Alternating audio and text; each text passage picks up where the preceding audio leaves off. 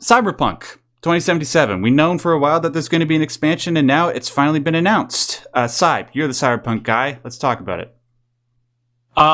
So speaking of companies that have failed in some way, S to the bed, yeah. Yeah, we're kind of at a decision point here where we're gonna do a wait and see thing, because we really we were so excited and we were seeing so much promise and good things coming out of CDPR for Cyberpunk. Mm-hmm. Obviously, that kind of hit the wall. For a lot of people, they had their fun and they were just it wasn't anything super special. There were some obvious problems that we tried to address that we begged them to listen to on. And a lot of that stuff was never addressed. Still not addressed to this day, a lot of those things. We aren't going to really be covering what coming out from them officially in the future. We will be covering what modders do, because modders that is what a community puts out. And that community involvement, it doesn't matter how bad the original company is when it comes to doing things, or when it comes to screwing up, looking at one company that constantly breaks its promises, is it a bug or a feature? Looking at other companies that, they're some of their lead people are involved in really heinous stuff. Mr. Kotick. We're not going to insult the community that still plays the game, because they paid their money. No, they put their money in. They're not supporting them currently. They're just playing something that they own. And we're big proponents of, if you bought something, you own something, you have the right to to tweak it. If you buy some music, if you want to remix that music, that's totally on you. Selling it, in a public place is probably a little bit of you're going to run into some problems there.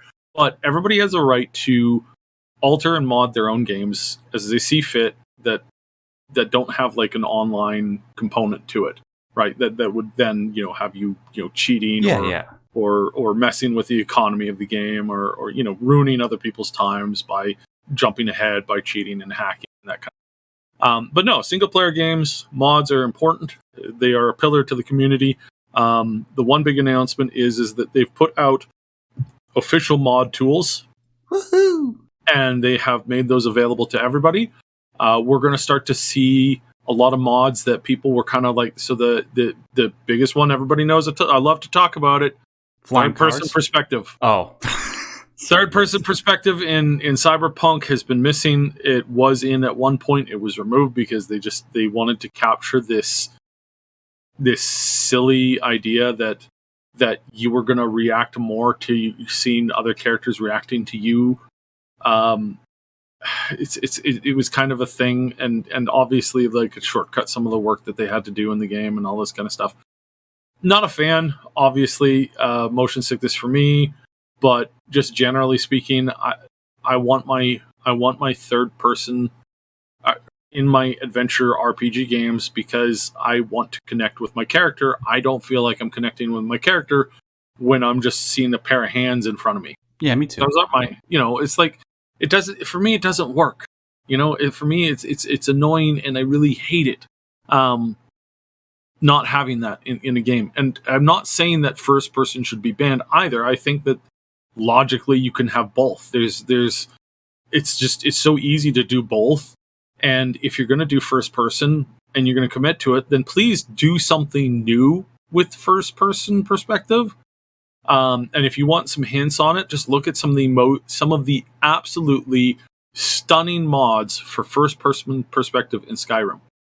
They are really pushing things that no other first person game has done up to this point. They've turned that game into Dark Souls with some of the mods. Yeah, but I mean, some of the first person mods, your hair is in front of you, and when you go into Archer Frame, you close one of your eyes, and so you're looking through just one eye. The technology that they're pushing through that, the way of rethinking the first person thing is amazing. I'm not against first person, but I am against them kicking first person out and first person or third person, kicking one of them out to favor the other one in a particular, like, in a game that has the ability to do both. Yeah. And we know that it has the ability to do both because the freaking last game that they made with the exact same engine basically had this, third person mode.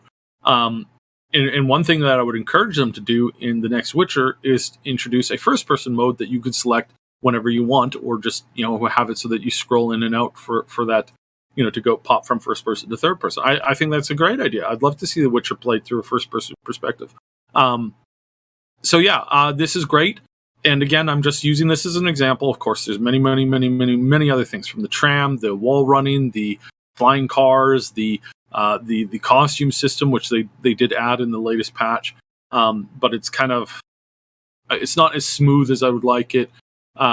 There's lots of systems and there are lots of things that I'm hoping that the community runs with now. Am I excited for the new expansion? I'm actually not. I am excited that Keanu Reeves and Sheramia, I always mess up her name, and I'm so sorry because I've met her on multiple occasions. She's even done a bit for our channel once. The lead female actress for V, Mrs. Lay. She's an amazing voice actress. She's come back. The trailer gave me chills, but again, as soon as the audio was done, I'm like, but this is still Cyberpunk on this engine that's had so many problems, and that they fixed some of them, but they're still not fixing other ones. It still doesn't feel like an RPG. It feels like an action story thing, and that's not what I was sold to on the project. I was looking forward to a tabletop representation in some aspects of the game, especially as far as the RPG mechanics went, and there was basically none of that. Instead, all we really got was just a flashy, like, movie perspective idea that, had a lot of flair and stuff to it, but it didn't have the weight that I was looking for, despite the fact that there were some really great quests, there was some really great stories, but it was a disappointment. So we're not going to hype that stuff up. I am going to say that I am hyped for the mods and what the modding community can put through and help to develop, going forward. So let's hope that they do that well. As far as the expansion goes, I'm hoping that it works well. I'm really looking forward to them improving and making the game better. But I honestly think that most part, it's probably going to end up being the community that does that more so than them.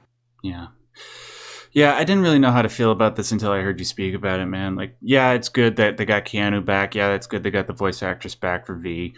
And it's good that they're sort of making good on the promises that they originally made. It's been almost 2 years until we got this expansion, but at least it's coming out.